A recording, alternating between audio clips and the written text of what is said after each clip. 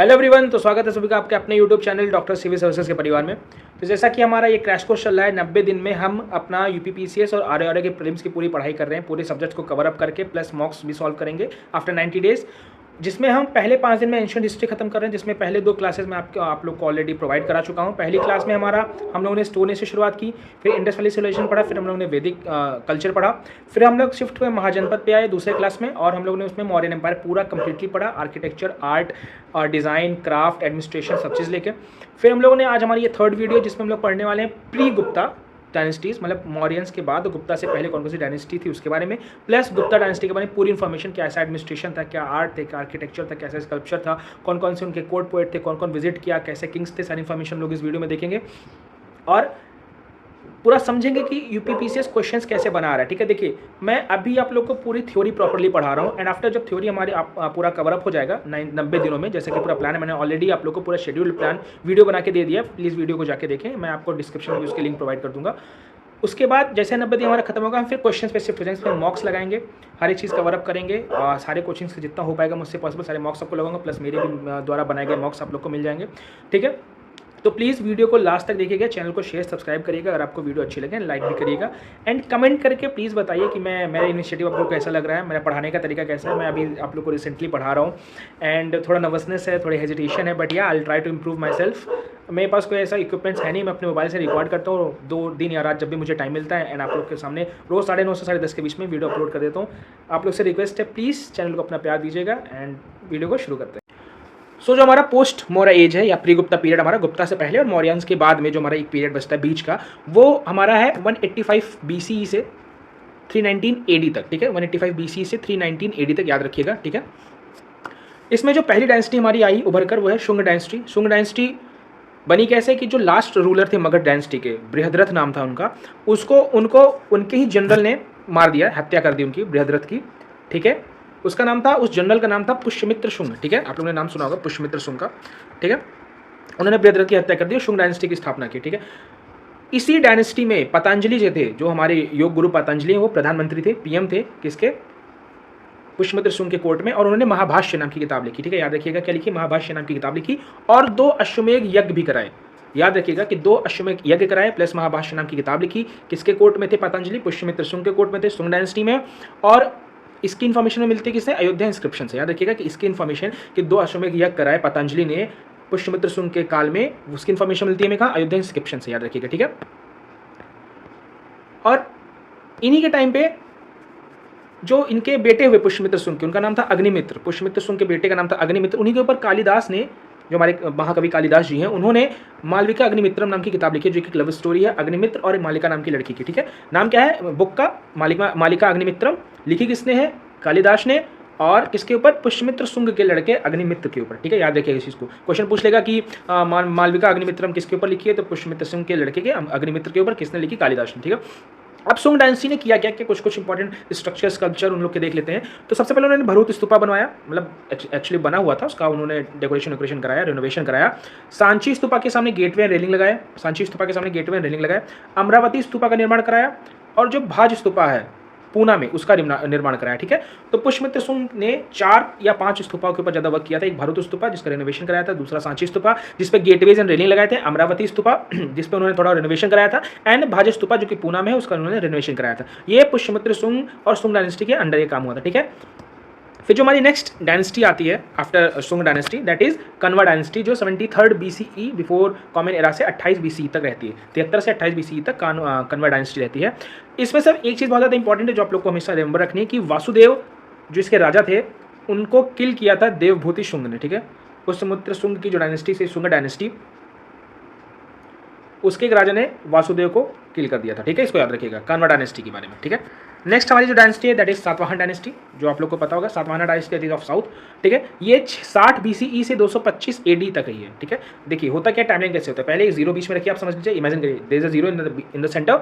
इधर हमारा BCE before common era, पीछे अब जैसे बैकवर्ड जाते जाएंगे, इधर हमारा AD है आफ्टर डोमिनी। ठीक है, अब BCE से हम घटते हुए आते हैं, जैसे 100 है तो 50, 30, 40, 20 तक आएंगे जीरो पे, फिर जीरो से हम लोग बढ़ते हैं 100, 200, 300, 400। तो 60 BCE से 225 AD तक रहा कॉमन एरा, इसको CE अब बोलते हैं। सातवाहन डायनेस्टी ने रूल किया। ठीक है, सातवाहन डायनेस्टी की जो कोर्ट लैंग्वेज थी वो प्राकृत लैंग्वेज थी, इसको याद रखिएगा। सातवाहन डायनेस्टी की कोर्ट लैंग्वेज थी प्राकृत लैंग्वेज। इनका जो कैपिटल था वो था प्रतिष्ठानम, कैपिटल क्या था? प्रतिष्ठानम, जिसको पैठान बोलते हैं, इस महाराष्ट्र में है ये प्रतिष्ठान। इसके जो फाउंडर है वो है सुनुक बोलते हैं उनको, ठीक है, या फिर सिमुका बोलते हैं, फाउंडर को सिमुका बोलते हैं। और इन्होंने अमरावती स्कूल ऑफ आर्ट, जो कि व्हाइट मार्बल से बने हुए पत्थर और मॉन्यूमेंट्स होते थे, उसको अमरावती स्कूल ऑफ आर्ट्स बोलते थे, उसमें आइडल्स मतलब प्रतिमा व्हाइट मार्बल से बनाई जाती थी, उसकी स्थापना की, ठीक है। और हाला एक उनके यहाँ राइटर हुए, ठीक है, उन्होंने 17th रूलर के बारे में लिखा है, 17th रूलर जो उसके थे उनके बारे में लिखा है, गत सप्तशती और सप्तसई, ठीक है। किस लैंग्वेज में? प्रकृति लैंग्वेज में। हाला कौन थे? राइटर थे, उन्होंने 17 रूलर्स के बारे में लिखा हुआ है, गत सप्तशती उनकी किताब है, या सप्तसई उसको बोलते हैं, उसमें प्रकृति लैंग्वेज में जो किताब है उसमें लिखा हुआ है 17th रूलर ऑफ सातवाहनास के। तो सातवाहनास के बारे में हमें इन्फॉर्मेशन देने वाली बुक कौन सी है? हाला की गत सप्तशती या सप्तसई, ठीक है। क्वेश्चन ये पूछता है, इसको याद रखिएगा, किस लैंग्वेज में? प्रकृति लैंग्वेज में, ठीक है। जो नेक्स्ट इंपॉर्टेंट रूलर है सातवाहन डायनेस्टी के, दैट इज गौतमी पुत्र सतकर्णी, याद रखिएगा, गौतमी पुत्र सतकर्णी मोस्ट इंपॉर्टेंट रूलर रहे सातवाहन डायनेस्टी के। इन्होंने सतकर्णी की जो एनिमी थी किसकी? सातवाहनास की, शाकाज, उसको हराया। अब देखिए, आप मैप से थोड़ा समझिए क्यों लड़ाई होती थी शाकाज इन महाराष्ट्र, मतलब सातवाहना में, जो महाराष्ट्र कर्नाटक में रूल करते थे। समझ लीजिए, दिस इज आवर इंडिया, ठीक, एक रफ मैप आपको बना के समझा दे रहा हूँ, आपका थोड़ा अंडरस्टैंडिंग क्लियर हो जाएगा। यहाँ पे हमारे रहते थे कौन? सातवाहनास, और ये जो पोर्शन है ये रहता था गुजरात गुजरात पोर्शन, ये होता था शाकाज का, ठीक है। तो ये जो बीच का जो हमारा नर्मदा नदी वाला जो ये एरिया है, इसी की ऊपर लड़ाई होती थी, किसकी? शाकाज वर्सेस सतवाहनास, ठीक है। तो शाकाज को हराने वाले राजा थे गौतमी पुत्र सतकर्णी, ठीक है। फिर जो नेक्स्ट राजा हुए इनके सातवाहनास के, दैट इज श्री सतकर्णी, इन्होंने शादी किया किससे? रुद्रदामन की बेटी, ठीक है, शाका की रूलर रुद्रदमन की उनकी बेटी, बट उनको ही 2 बार हरा दिया, मतलब श्री सतकर्णी ने भी हराया शाकाज को, 2 बार हराया, और उनकी बेटी से शादी कर ली, रुद्रदमन की बेटी से उन्होंने शादी कर ली श्री सतकर्णी ने, ठीक है। फिर जो नेक्स्ट रूलर हुए, सॉरी फॉर द डिस्टर्बेंस, जो नेक्स्ट रूलर हुए वह हैं पुलामवी थर्ड, ये लास्ट रूलर थे सातवाहना डायनेस्टी के, ठीक है, पुलामवी थर्ड। और सातवाहना डायनेस्टी के इंपॉर्टेंट अगर हम लोग वर्क देखें तो वो है नासिक, कन्हारी और कार्ले के केव्स, और अमरावती स्तूपा, याद रखिएगा, अमरावती स्तूपा, नासिक, कन्हारी और कार्ले केव्स। अगर क्वेश्चन आता है कि नासिक, कन्हारी और कार्ले केव्स का निर्माण किसने कराया, तो सातवाहनास ने कराया, और अमरावती स्तूपा का निर्माण किसने कराया? सातवाहनास ने कराया, ठीक है। थोड़ा मैं कैप लगा लेता हूँ सॉरी, ठीक। फिर हम जो नेक्स्ट पढ़ेंगे, that is our next dynasty, that is Chedi या छेदी डायनेस्टी इसको बोलते हैं। ये हमारी 1st सेंचुरी में ये डायनेस्टी की शुरुआत हुई, ठीक है। इसका जो इंस्क्रिप्शन में मिलता है, हाथी गुम्फा इंस्क्रिप्शन में इसकी इन्फॉर्मेशन मिलती है कि छेदी या छेदी नाम की डायनेस्टी थी, हाथी गुम्फा इंस्क्रिप्शन में, जो कि ओडिशा में है, ठीक है। और इसमें जो राजा का नाम है उसमें खारवेल, जो 3rd रूलर है खारवेल, छेदी डायनेस्टी के, उनके बारे में इन्फॉर्मेशन मिलती है हाथी गुम्फा इंस्क्रिप्शन में। हाथी गुम्फा इंस्क्रिप्शन के बाद इन्होंने ही उदयगिरी केव्स ओडिशा में निर्माण कराया, जो कि जैन्स के लिए समर्पित है। अगर कोई पूछे कि उदयगिरी केव्स किसके लिए है, तो जैन्स के लिए है। कहाँ पे है? ओडिशा में है। किसने बनाया? छेदी डायनेस्टी के राजाओं ने, ठीक है, खारवेल में, बेसिकली आप लिख सकते हो खारवेल किंग ने। कहाँ पे? उदयगिरी केव्स नाम है, जैन्स के लिए, ठीक है। याद रखिएगा, क्वेश्चन आता है, याद रखिएगा, इंपॉर्टेंट बता रहा हूँ मैं, जो इंपॉर्टेंट बता बोल दे रहा हूँ, याद रखिएगा उसको, तो बिल्कुल याद रखिएगा, ठीक है। नेक्स्ट जो हमारे राजा हुए शाकाज के, शाकाज डायनेस्टी के बारे में हम लोग पढ़ेंगे, दैट इज शाकाज ने कब रूल किया? 1st सेंचुरी से 4th सेंचुरी बीसी तक रूल किया, ठीक है, सी तक, सॉरी, कॉमन एरा तक रूल किया शाकाज ने। इनके टाइम पे ही मिनेंडर इंडो ग्रीक किंग रहे हुए हैं, जिनके क्वाइंस, गोल्ड कॉइन और गांधार आर्ट हमें मिलते हैं। मिनेंडर इंडो ग्रीक किंग किसके टाइम पे रहे? शाकाज के टाइम पे रहे हैं। जो इनके मेन प्रतापी राजा हुए वो रुद्रदमन थे। रुद्रदमन ने क्या किया? उन्होंने पहले तो सातवाहना को हराया, जो लॉन्ग स्ट्रगल होता था सातवाहना वर्सेज शाकाज का, उन्होंने सातवाहना को हराया। जूनागढ़ और गिरनार के इंस्क्रिप्शन में इनके बारे में मेंशन है, रुद्रदमन के बारे में, जूनागढ़ इंस्क्रिप्शन और गिरनार इंस्क्रिप्शन में। इन्होंने क्या किया? सुदर्शन लेक का रिपेयर भी कराया। सुदर्शन लेक बनाया किसने था? सुदर्शन लेक बनाया था चंद्रगुप्त मौर्य ने, मौर्यन डायनेस्टी के पहले राजा ने, ठीक है। और संस्कृत के लॉन्ग इंस्क्रिप्शन के मिले यहीं पे, जूनागढ़ और जो गिरनार के इंस्क्रिप्शन है संस्कृत के लॉन्ग इंस्क्रिप्शन है, ठीक है। तो याद रखिएगा किसके बारे में? रुद्रदमन के बारे में, ठीक है। फिर जो हमारा नेक्स्ट जो हमारे किंगडम थे वो थे पार्थियंस। पार्थियंस जो थे ईरानियन थे, जिन्होंने शाकाज को डिफीट किया और नॉर्थ वेस्टर्न एम्पायर पे कब्जा कर लिया। 1 BC से 1 AD के बीच उन्होंने रूल किया, पार्थियंस ने। ईरानियंस थे ये लोग, ठीक है। और इन्होंने क्या किया? इनके जो राजाओं थे उनके नाम रखा था उन्होंने गोंडाफेरेंस, राजाओं के नाम रखते थे गोंडाफेरेंस, ठीक है। याद रखिएगा, थोड़ा अजीब नाम है but you have to remember that. ज़्यादा क्वेश्चन इससे बनने में के चांसेस नहीं है, बट हाँ कुछ भी छूटे ना हमारा, इसलिए मैं याद रखता, ठीक है। और इन्हीं के टाइम पे गोंडाफेरेंस जो इनके राजा थे पार्थियंस के, इनके टाइम पे ही सेंट थॉमस इंडिया आए थे प्रचार करने, किसका प्रचार करने? क्रिश्चियनिटी का, ठीक है। फिर जो हमारे नेक्स्ट डायनेस्टी रही वो है कुशानाज, कुशान डायनेस्टी। 1 सेंचुरी से 3 सेंचुरी के बीच में ये रही कुशान डायनेस्टी, ठीक है।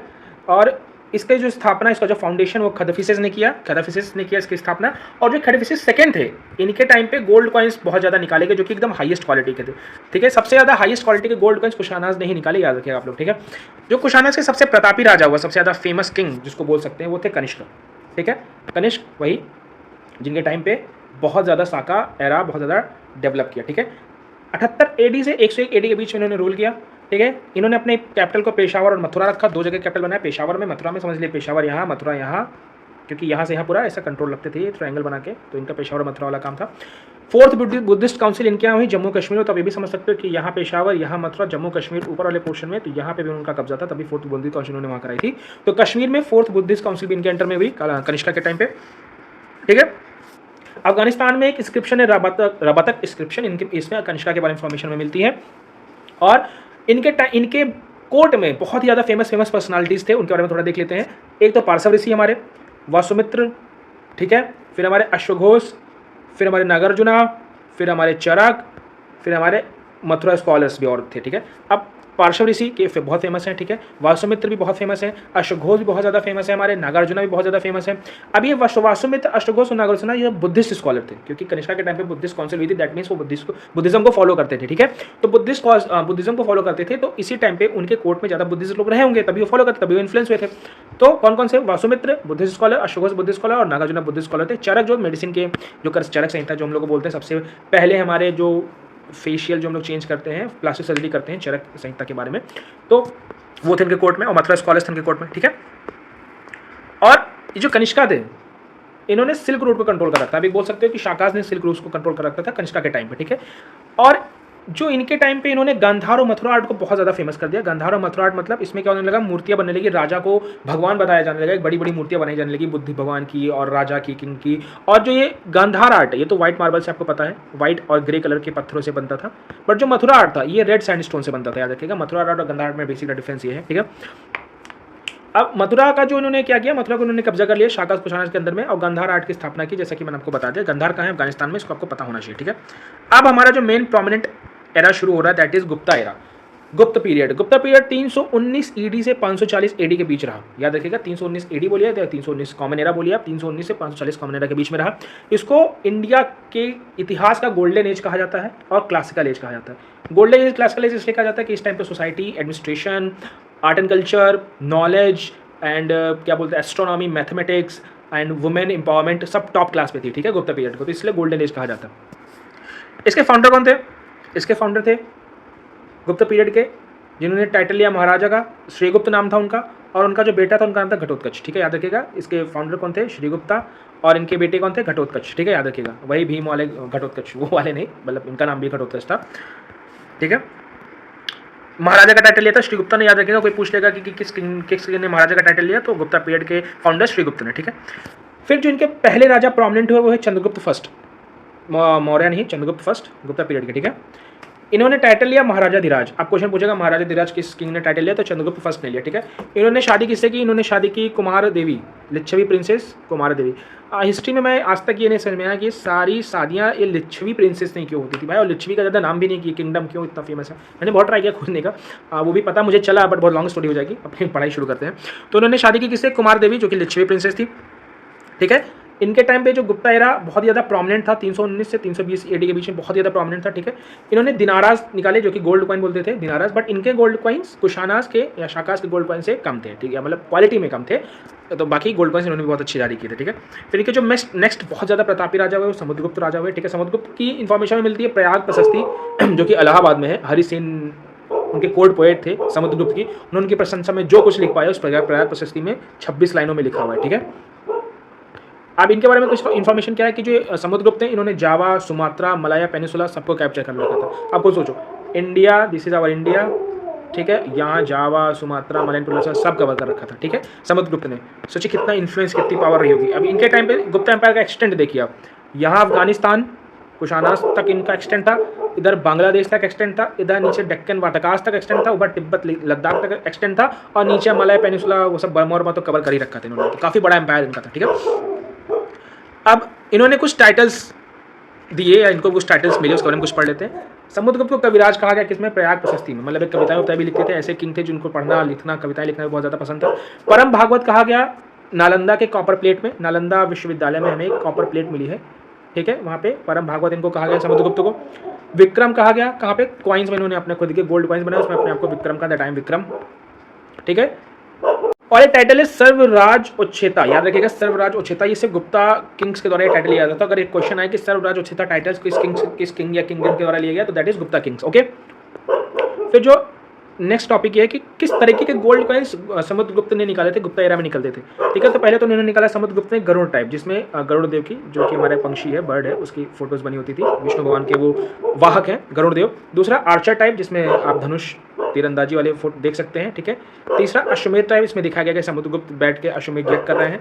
और चौथा वीणा वदन टाइप, इसमें दिखाया गया कि समुद्रगुप्त बैठ के वीणा बजा रहे हैं। तो म्यूजिशियन भी थे, आर्टिशियन भी थे, फाइटर भी थे, गॉडली फिगर भी थे, और उन्होंने यज्ञ भी किए हुए थे। तो ये सब दर्शाया गया। ठीक है, फिर मेघवर्मन जो श्रीलंका के किंग थे, उन्होंने बुद्धिस्ट मोनास्ट्री गया में खोलने के लिए समुद्रगुप्त से परमिशन मांगी थी। याद रखिएगा, क्वेश्चन पूछ लेगा किस श्रीलंकन किंग ने समुद्रगुप्त से ऑर्डर मांगा बुद्धिस्ट मोनास्ट्री खोलने के लिए, दैट इज मेघवर्मन। मेघवर्मन कहाँ का राजा था, श्रीलंका का था। मेघवर्मन ने किसके टाइम पे मांगा, समुद्रगुप्त के। तो तीनों चीजें याद रखिएगा, कहाँ मांगा, गया में। ठीक, 4 क्वेश्चन एक ही टॉपिक से, एक पॉइंट से, समझ लीजिए। इस तरह यूपीपीसीएस क्वेश्चन फ्रेम कर रहा है आज। ठीक है, चंद्रगुप्त मौर्य नेक्स्ट हमारे जो किंग है गुप्ता डायनेस्टी के, चंद्रगुप्त मौर्य सेकंड। फर्स्ट वाले हम लोगों ने देखा, एक चंद्रगुप्त मौर्य थे हमारे मॉडर्न टाइम पे, एक चंद्रगुप्त फर्स्ट हमारे आए गुप्ता पीरियड में, एक आया चंद्रगुप्त सेकंड, जिनको हम लोग विक्रमादित्य बोलते हैं, विक्रम बेताल वाले, दैट इज चंद्रगुप्त सेकंड, ये आए गुप्ता पीरियड में। ठीक है, नेक्स्ट राजा आफ्टर समुद्रगुप्त। इनके जो बड़े भाई थे रामदेव, रामगुप्ता, वो कॉवर्ड किंग माने जाते हैं। इन्होंने अपनी वाइफ को सरेंडर कर दिया था साका इन्वेडर के। अब हुआ क्या, देखिए ये इंडिया, सॉरी हुआ ये कि दिस इज आवर इंडिया। ठीक है, यहाँ पे शाका थे, यहाँ पे पूरा गुप्ता एम्पायर था, अटैक हो रहा था यहाँ पे। तो रामगुप्त थे ना, थोड़ा वीक थे। इन्होंने क्या किया, शाका रोल ने अटैक किया, तो इनको हरा दिया। तो उन्होंने क्या किया, भाई मेरी जान बख्श दो, मेरी वाइफ बहुत सुंदर सी है, लिच्छवी सी है, ले जाओ। इन्होंने वापस अपनी वाइफ को दे दिया। तो रामगुप्त ने एक तो अपनी वाइफ दिया, बहुत ज़्यादा वीक थे उस टाइम पे। क्या हुआ, इतने ज़्यादा साकाज इन्वेजन हो रहे थे गुप्ता पीरियड में, इतने ज़्यादा कि गुप्ता की थोड़ी इकॉनमी वीक हो गई थी। ठीक है, लड़ाई करते हुए, उनको हराते हुए, और भी बहुत सारी चीज़ें देखते हुए इकॉनमी वीक हो गई थी। तो आप देखो, पहले समुद्रगुप्त ऐसे राजा थे जो गोल्ड कॉइन्स निकालते थे। इन्होंने क्या किया, रामगुप्त ने कॉपर कॉइन निकालना शुरू कर दिया। याद रखिएगा, इकलौता ऐसे राजा हैं गुप्ता डायनेस्टी में जिन्होंने कॉपर कॉइन निकाला। ठीक है, तो चंद्रगुप्त सेकंड ने क्या किया, जिनको हम लोग विक्रमादित्य बोलते हैं, चंद्रगुप्त सेकंड ने क्या किया कि साकाज को जाके हराया, और उनकी जो भाभी थी ध्रुवा देवी, रामगुप्त की वाइफ, उनसे वापस लाया, खुद शादी की, और अपने भाई रामगुप्त को मार दिया क्योंकि तुमने इज्जत खराब कर दी हमारे डायनेस्टी की। ठीक है, तो ये 3 काम किसने किया, चंद्रगुप्त सेकंड ने। क्या क्या किया, पहले तो साका को डिफीट किया, दूसरा जाके अपनी भाभी से शादी की, उनको बचा के, ठीक है, ध्रुवा देवी जो रामगुप्त की वाइफ थी, और तीसरा रामगुप्त को मार दिया। ठीक, ये 3 काम चंद्रगुप्त सेकंड ने किया सबसे पहले। उसके बाद उन्होंने क्या किया, इसके बाद उन्होंने क्या किया कि नाग प्रिंसेस कुबेर नाग से उन्होंने शादी की। अब नागा प्रिंसेस, अब आजकल देखिए बहुत ज़्यादा ये टैबू बनाया जाता है कि नागाज नहीं होते। उस टाइम पे सोचिए नागाज थे। अब कौन से नागाज थे, इसकी इन्फॉर्मेशन है कि वो वही वाले नागा थे कि नहीं, बट या कुबेर नाग जो उनकी प्रिंसेस हैं, उनसे उन्होंने शादी की। और उनकी डॉटर जो हुई, मतलब जो चंद्रगुप्त सेकंड की डॉक्टर हुई प्रभा देवी गुप्ता, उनकी शादी उन्होंने कर दी वाटका के राजा रुद्रसेन सेकंड से। अब देखिए मैट्रिमोनियल अलायंसेस कैसे चल रहा है, वाटक के राजा से अपनी बेटी की शादी कर दी, कुबेर नाग की बेटी से खुद शादी कर ली, अपना सेंटर में आ गया, ये भी कंट्रोल में आ गया, ये भी कंट्रोल में आ गया। ठीक है, this is how things works, this is how dynasty glow. ठीक है, अब इन्होंने क्या किया, इनके टाइम पे देखिए मेन जो सबसे फेमस इंसिडेंट ये हुआ कि फाहीन आया, विजिटेड किया फाहीन, सबसे पहले भारत में आया, चाइनीज ट्रैवलर इनके टाइम पे आया था, जो बुद्धिज्म को एक्सप्लोर करने आया था, बुद्धिज्म धर्म को पढ़ने आया था, उनकी बुक्स उसको लेने आया था। ठीक है, और इनके टाइम पे क्या हुआ, अब कुमार गुप्त ने क्या किया था, गोल्ड कॉपर कॉइन इशू कर दिया था, समुद्रगुप्त गोल्ड कॉइन इशू कर रहे थे, बट क्वालिटी कुशानास की ज़्यादा अच्छी थी गुप्ता से। इन्होंने क्या किया, सिल्वर कॉइन इशू किया। ठीक है, जो और उज्जैन को सेकंड कैपिटल बना दिया। सिल्वर कॉइन इशू क्यों किया, देखो आप खुद समझ सकते हो, इकॉनमी वीक हो रही है, गोल्ड कॉइन्स ज़्यादा अब उतनी प्रॉस्पेरिटी रहने की, तो उन्होंने सिल्वर कॉइन्स इशू किया थोड़ा सा, और उन्होंने क्या किया, उज्जैन को अपना सेकंड कैपिटल बना दिया। इनके द्वारा ही महाकालेश्वर मंदिर वाला जो भी सिस्टम है, उज्जैन के राजा यही थे। ठीक है, सॉरी फॉर द डिस्टर्बेंस। और क्या क्या इन्फॉर्मेशन इनके बारे में मिलती है, इनके बारे में इन्फॉर्मेशन ये मिलती है कि मेहरौली जो इंस्क्रिप्शन है हमारी, मेहरौली आयरन पिरल वाली मेहरौली इंस्क्रिप्शन में दिखाया गया कि इन्होंने वांगास और वहिलकास को भी हराया। सॉरी, वांगास और वहिलकास को भी हराया, मेहरौली इंस्क्रिप्शन में ऐसी इन्फॉर्मेशन में मिलती है। किसने, विक्रमादित्य ने, चंद्रगुप्त सेकंड विक्रमादित्य ने। ठीक है, अब जो मेन इंपॉर्टेंट चीज़ इनके कोर्ट में थी, वो थी इनके यहाँ के 9 रत्नाज। इनके कोर्ट में 9 ऐसे प्रोमिनेंट लोग थे जो अपने अपने फील्ड में महारत थे, टॉप थे, समझ लीजिए, उनको 9 रत्नाज बोला गया। ठीक है, सबसे पहले कौन थे, एक एक करके हम लोग देखते हैं। क्वेश्चन आता है कि किसके कोर्ट में 9 रत्न थे, तो पहले तो बोलोगे चंद्रगुप्त सेकंड विक्रमादित्य। कौन कौन थे, पहले तो कालिदास जी, महाकवि कालिदास, दूसरा अमार सिम्हा, तीसरे धन्वंतरी, चौथे वराहमिरा, पांचवे वरारुचि। ठीक है, ठीक है, उसके बाद छठवें घटकर्णा, सातवें छप्रानक, 8वें शंकु और 9वें बेलभट्ट। तो ये 9 महारत्न थे, अब याद रखिएगा एग्जैक्टली, ठीक है। इनमें से मेन मोस्ट फेमस कौन कौन से हैं? तो पहले तो हमारे महाकवि कालिदास जी, जिन्होंने बहुत बड़ी बड़ी ग्रंथ, बहुत बड़ी बड़ी कहानियाँ, बहुत अच्छी अच्छी कविताएं लिखी। पहला तो ऋतु संहार, मेघदूतम, कुमार संभवम, ऋतु संहार, मेघदूतम, कुमार संभवम, याद रखिएगा। रघुवंशम, अभिज्ञान शाकुंतलम, मालविकाग्निमित्रम, विक्रमोशियम, इतनी सारी किताबें इन्होंने लिखी जो मोस्ट फेमस है। कौन कौन सी? फिर से एक बार मैं बोल दे रहा हूँ ताकि आपको याद हो जाए। कालिदास जी ने लिखी ऋतु संहारम, मेघदूतम, कुमार संभवम, रघुवंशम, अभिज्ञान शाकुंतलम, मालविकाग्निमित्रम, विक्रम शोम्यम, ये सारी लव स्टोरीज है, सारी की सारी। कालिदास जी को लव स्टोरी बड़ा इंटरेस्ट था भाई, सब देखते रहते थे कौन सा राजा किस जगह जाके प्यार कर रहा है, लिख देते फटाक से, लो मिल गई स्टोरी, ठीक है। नेक्स्ट हमारे जो मेन थे वो थे हमारे नेक्स्ट हमारे उनके कोर्ट पे अमर सिम्हा ने लिखा अमर कोश, इसमें वहाँ के राजाओं के बारे में इन्फॉर्मेशन मिलती है। थर्डली धन्वंतरी, इन्होंने लिखा नवनीतकम। धन्वंतरी हम लोग पूजा भी करते हैं, किसके देवता माने जाते हैं? धन्वंतरी, धन धान्य के, अनाज के देवता माने जाते हैं धन्वंतरी, तो उन्होंने बुक लिखी नवनीतकम। तो फोर्थ हमारे थे वो थे वराहमिरा ने क्या लिखा? पंच सिद्धांत और बृहद संहिता।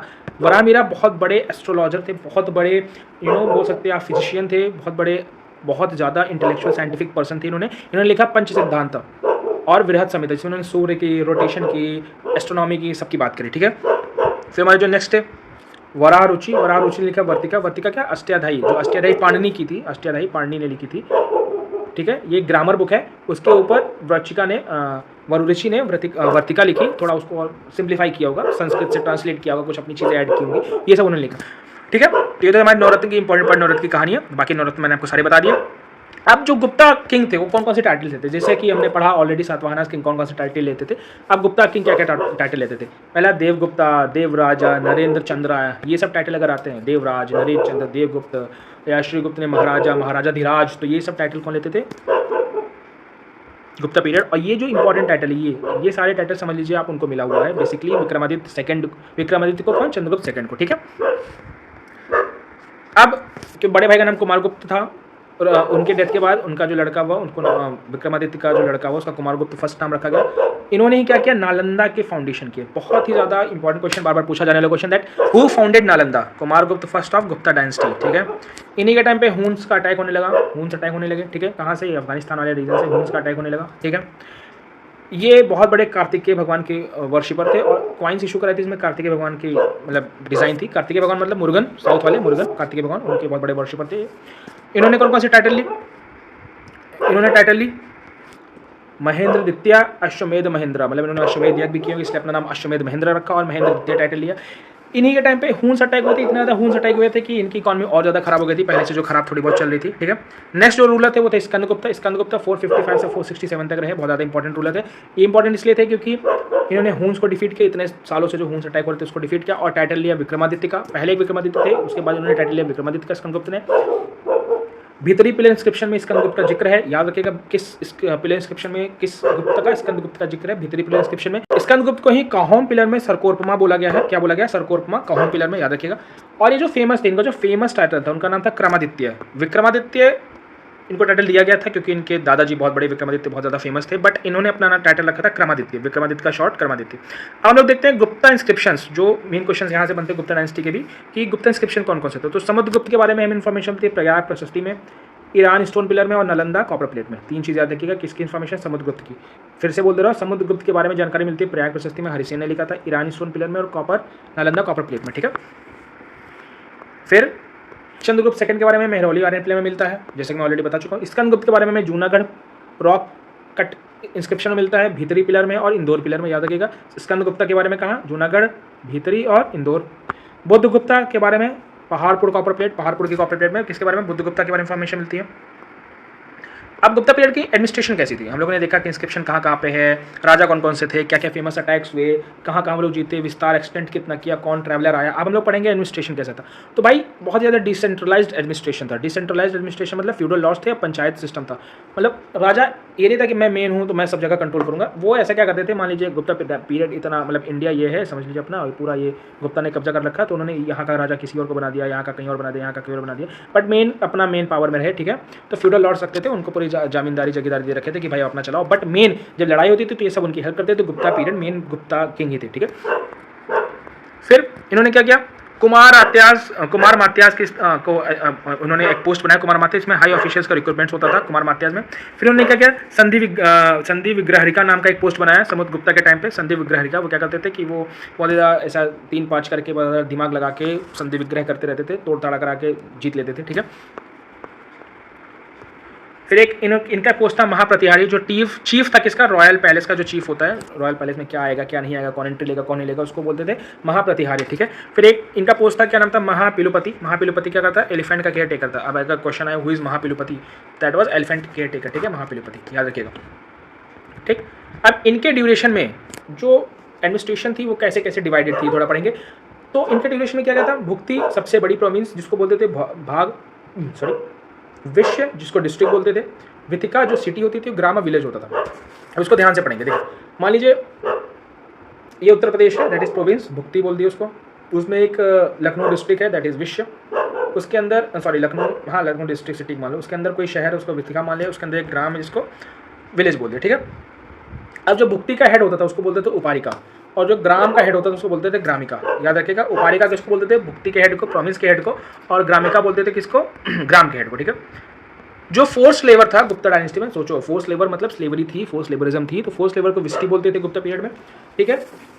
और आर्मी किसी जैसे मान लीजिए ये रास्ता है और यहाँ पे कोई गांव बसे हुए हैं, ठीक है, छोटे छोटे घर गांव में, आर्मी अगर इधर गांव के पास से गुजरती थी तो उस गांव को उस आर्मी का पूरा खर्चा देना होता था, जब तक खाने पीने का, जब तक वो वहाँ रहती थी, तो उस गांव को उस आर्मी का खर्चा देना पड़ता था जब तक वो आती जाती थी, खाना पीना सब चीज़, तो उसे सेना भक्त बोलते थे, ठीक है। याद रखिएगा, सेना भक्त क्या होता था कि आर्मी अगर गांव के आसपास से जा रही है तो मतलब विलेजर्स को ही आर्मी का पूरा खर्चा देना पड़ता था, ठीक है। अब गुप्ता पीरियड में लैंड ग्रांट्स भी होते थे। लैंड ग्रांट्स का क्या होते थे उसको ध्यान से देखते हैं हम लोग। पहला होता था अग्रहारा। अग्रहारा वो जमीन होती थी जो ब्राह्मणों को दी जाती थी, ठीक है, अग्रहार ब्राह्मणों को दी जाती थी और जिनसे टैक्स नहीं लिया जाता था, ठीक है, उसको बोलते थे अग्रहार। और देवग्रह जो होता था, जो मंदिरों को दान में दी जाती थी, टेम्पल लैंड, उसको देवग्रह बोलते थे, ठीक है। तो एक होता है अग्रहारा जो ब्राह्मण्स को देते थे, देवग्रह टेम्पल्स को देते थे, ठीक है। सती प्रथा का जिक्र में ईरान मध्य प्रदेश का जो एक एरिया है वहाँ के हमारे जो पिलर इंस्क्रिप्शन वहाँ पे मिला है, जिसमें भानुगुप्ता के इंस्क्रिप्शन में मिला है कि सती प्रथा होती थी। किसने लिखा ईरान मध्य प्रदेश के इंस्क्रिप्शन को, भानुगुप्ता ने, उसमें सती प्रथा का जिक्र है। तो ये अगर बोला जाएगा कि गुप्ता पीरियड में सती प्रथा नहीं थी, दैट इज रॉन्ग, सती प्रथा होती थी। कहाँ मेंशन है ईरान इंस्क्रिप्शन, किसने लिखा है, भानुगुप्ता ने, ठीक है। अर्ली चाइल्ड मैरिज थी, अनटचेबिलिटी थी, और भी जो भी स्लेवरी तो थी ही ऑलरेडी, सती प्रथा भी थी, रॉबरी भी थी, हर चीज़ थी, ठीक है। तो भाई प्रॉस्पेरस सोसाइटी थी तो ये सब चीज़ें होनी चाहिए, बनती भी हैं, मतलब क्या ही रोक सकते उसमें। लैंड कैसे कैसे थे तो इसको पढ़ेंगे थोड़ा। पहले तो होता था क्षेत्र भूमि। क्षेत्र भूमि मतलब जो कल्टिवेटेड लैंड होती थी, जिस पे आप जुताई करके अनाज उगा सकते थे, कृषि कर सकते थे, दैट इज कॉल्ड क्षेत्र भूमि।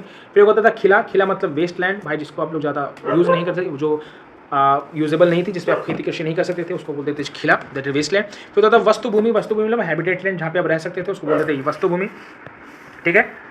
फिर क्या होता था, फिर एक होता था चारागाह भूमि, जहाँ पे आप पास्चर लैंड, जहाँ पे ग्रास उगती थी, जहाँ पे आप गाय भैंस बकरियों को खिला पिला सकते थे। फिर एक होता था अपराहर्ता भूमि, दैट इज फॉरेस्ट लैंड, जो जंगलों के एरिया थे उसको अपराहर्ता भूमि बोलते थे, ठीक है। तो this is type of lands जो गुप्ता डायनेस्टी में होती थी। फिर से एक बार पढ़ लेते हैं। क्षेत्र भूमि दैट इज कल्टिवेबल लैंड, खिला वेस्ट लैंड, वस्तु भूमि दैट इज हैबिटेबल लैंड, चारागाह भूमि that is pasture land, and अपराहर्ता भूमि दैट इज फॉरेस्ट लैंड। याद रखिएगा इसको।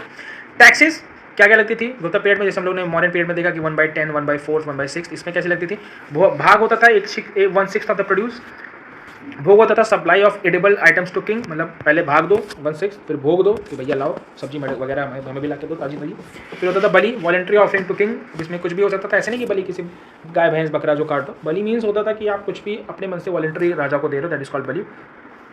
फिर उसके ऊपर उपारिका लगता था, that is extra sex tax. मान लीजिए कुछ फेमाइन हो गया, कुछ हो गया, राजा को जरूरत पड़ी तो राजा क्या करता था, एक्स्ट्रा सेक्स टैक्स भी लगाता था, तो उसको उपारिका बोलते थे, ठीक है, याद रखिएगा। अब गुप्ता पीरियड में लैंड सर्विस की भी इन्फॉर्मेशन मिलती है। लैंड सर्वे मतलब जमीन का सर्वे किया जाता था। पूना प्लेट जो इंस्क्रिप्शन है, पूना प्लेट इंस्क्रिप्शन किसने लिखवाया, प्रभावती गुप्ता ने लिखवाया पूना प्लेट इंस्क्रिप्शन। उसमें है कि जो लैंड रिकॉर्ड ऑफिसर था उसको पुस्तपाल बोलते थे, पुस्तपाल लैंड रिकॉर्ड ऑफिसर को, और ये लैंड सर्वे करता था। लैंड सर्वे करवाया किसने था, प्रभावती गुप्ता ने मेंशन किया किसमें, प्लेट इंस्क्रिप्शन कौन सी, पूना प्लेट इंस्क्रिप्शन है, ठीक है, याद रखिएगा इसको। जैसा कि हमने फैक्चुअल पढ़ा, largest number of gold coins Gupta period में, बट क्वालिटी किससे कम थी, कुशानर से, ऑलरेडी आपको बता चुका हूँ। अब कुछ इंपॉर्टेंट पोर्ट्स जो गुप्ता पीरियड में बहुत ज़्यादा यूज़ में थे, जो क्वेश्चन बनते हैं, दैट इज पहला ताम्रलिप्ति, ये तो मॉडर्न्स में भी थी, हम लोगों ने देखा था, वेस्ट बंगाल में है। दूसरा घंटशाला, ईस्टर्न कोस्ट है हमारी, और कंदूरा, ये भी हमारी ईस्टर्न कोस्ट है। अब भरोच, चौल, कल्याण और कैम्बे हमारे वेस्टर्न कोस्ट है। आप समझ लीजिए आपको कैसा था। ये हमारी वेस्टर्न कोस्ट लाइन और ये हमारी ईस्टर्न कोस्ट लाइन, ठीक है। ताम्रलिप्ति, घंटाशाला, कंडूरा, यहाँ का कोस्ट हमारा वेस्टर्न, भरोच, चौल, कल्याण और कंबोज ये हमारा हो गया वेस्टर्न, ठीक है, याद रखिएगा इसको। फिर हम लिटरेचर देखते हैं। तो इस टाइम में हर टाइप के लिटरेचर होते थे, ब्राह्मण वाले लिटरेचर भी थे, सेकुलर भी थे, बुद्धिज़्म भी थे, जैनिज्म भी थे। तो पहले हम देखेंगे सेकुलर लिटरेचर। तो जितने भी कालिदास के वर्क थे, वो सारे सेकुलर लिटरेचर में आते थे कालिदास जी के। ये लव स्टोरीज थी भाई, कोई भी पढ़ सकता था। पंचतंत्र विष्णु शर्मा जी ने लिखा। क्वेश्चन है कि पंचतंत्र किसने लिखा? विष्णु शर्मा जी ने। सबसे ज़्यादा ट्रांसलेटेड कोई बुक है दैट इज पंचतंत्र, किसने लिखा? विष्णु शर्मा जी ने, वो भी सेकुलर था, उसमें कहानियाँ थी। फिर कामासूत्रा वात्सायन ने लिखा, वात्सायन ऋषि ने लिखा। कामासूत्रा भी सेकुलर थी, सेक्स की सारी इन्फॉर्मेशन है इसमें। फिर किरात अर्जुनिया बुक उन्होंने लिखा, किसने? भारान ऋषि ने लिखा। तो ये भी बहुत ज़्यादा सेकुलर बुक है, ये भी कहानी है, ठीक है। फिर काव्य दशा और दशकुमार चरिता, ये किसने लिखा? डांडिन ने लिखा। काव्य दशा और दशकुमार चरिता ये भी सेकुलर बुक है, याद रखिएगा इसको। क्वेश्चन पूछेगा काव्य दशा दशकुमार चरिता किसने लिखा? डांडिन। किरात अर्जुनिया किसने लिखा? भारान। कामासूत्रा किसने लिखा? वात्सायन। और पंचतंत्र किसने लिखा? विष्णु शर्मा। तो ये याद रखिएगा आप लोग। अब कुछ बुद्ध टेक्स्ट भी इनके टाइम पे लिखेगा, इनके ड्यूरेशन में। सबसे पहले बुद्ध टेक्स्ट अभिधम्म कोश, ठीक है। अभिधम्म कोश किसने लिखा? भिगरोग ने लिखा अभिधम्म कोश। और विशुद्धिमग्गा किसने लिखा? बुद्ध घोष ने लिखा। किसने? बुद्ध घोष ने विशुद्धिमग्गा लिखा। अभिधम्म कोश लिखा किसने? भिगरोग ने, ठीक है। जैनिज्म टेक्स्ट भी कुछ इनके यहाँ लिखेगा। जैनिज्म टेक्स्ट कौन से हैं? न्यायवर्तम, सूर्यसेन ने लिखा क्या? न्यायवर्तम, याद रखिएगा, सूर्यसेन ने लिखा न्यायवर्तम, जो एक जैनिज्म टेक्स्ट है। हिंदू टेक्स्ट कौन कौन से? नारद स्मृति, बृहस्पति स्मृति, कात्यायन स्मृति, एपिक्स, पुराना, सब इस ड्यूरेशन में रीरिटेन हुई, इसलिए इसको गोल्डन एज बोलते हैं, ठीक है, याद रखिएगा। इतने सारे एपिक्स, इतने सारे एस्ट्रोनॉमी की बुक, इतनी सारी सेकुलर बुक, इतनी सारी बुद्धिज्म, जैनिज्म, हर टाइप की किताबें, स्कल्पचर्स, सब चीज़ मिली।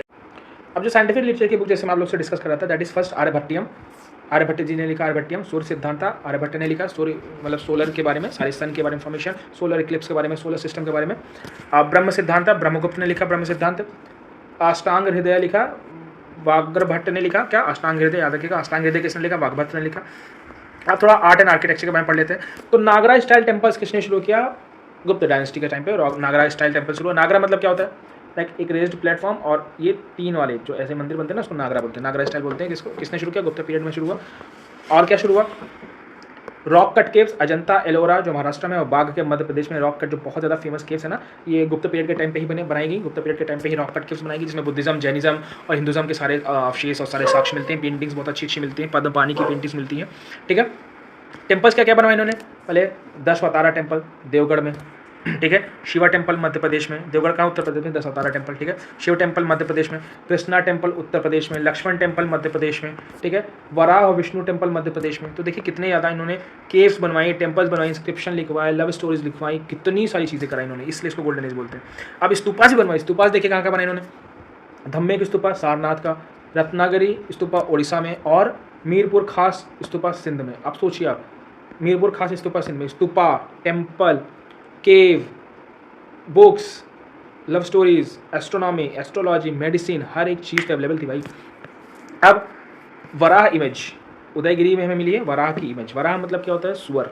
जो पहला अवतार था वराह अवतार, वराह अवतार जो भगवान विष्णु का था, उसकी इमेज हमें मिली है किसमें? उदयगिरी केव्स में, उसको काट के बनाया गया वराह अवतार, ठीक है। और पेंटिंग्स कहाँ मिली हमें? बाघ के व अजंता के में, याद रखिएगा, पेंटिंग मिले बाघ के व अजंता के में, ठीक है। एलोरा केव्स में केव्स एंड स्कल्पचर्स हैं, पेंटिंग्स मिले बाघ के व अजंता केव्स में। तो ये थी सारी इन्फॉर्मेशन हमारी गुप्ता एज के बारे में और प्री गुप्ता एज के बारे में, कौन कौन सी डायनेस्टी थी सारी। तो होप आप लोग को वीडियो अच्छी लगी हो तो चैनल को लाइक, शेयर एंड सब्सक्राइब करें। तो मिलते हैं नेक्स्ट क्लास में, नेक्स्ट वीडियो में, डे 4 में अपने। तो जय हिंद तब तक के लिए।